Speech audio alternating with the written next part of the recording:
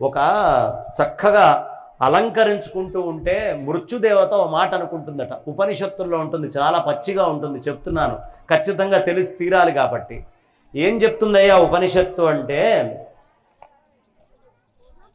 ఎవడైనా ఒక పిల్లవాడిని పక్కింటి వాడితోటి కన్నటువంటి భార్య ఆ పిల్లవాడిని మొగుడెత్తుకొని ఆడిస్తూ ఉంటే, అరే ఆడిచ్చు ఆడిచ్చు, వాడు నీ కొడుకు కాదులేరా అని ఆమెకు ఒక్కతికే తెలుసు కాబట్టి మనస్సులో ఎలా అనుకుంటూ ఉంటుందో అంత పౌడర్ తీసుకొని శుభ్రంగా అలంకరించుకొని నగలేసుకొని రకరకాలుగా అద్దం ముందరికెళ్ళి చూసుకునేటటువంటి వాళ్ళని చూసి మృత్యుదేవత అలంకరించుకో అలంకరించుకో, నీది కాదులే, ఇది నాది, ఎప్పుడైనా నా దగ్గరికే రావాల్సింది అని ఈ అలంకరించుకునేటువంటి వాళ్ళని చూసి నవ్వుతూ ఉంటుందట.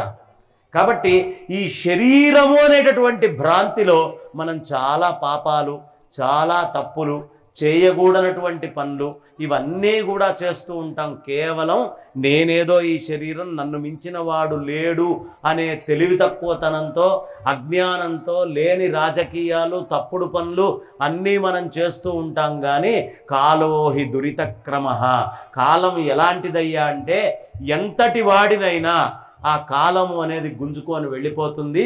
ఇదే ఊళ్ళో ఇదే గడ్డ మీద కొన్ని లక్షల మంది పూర్వం నుంచి పుట్టుకుంటూ పోతూనే ఉన్నారు.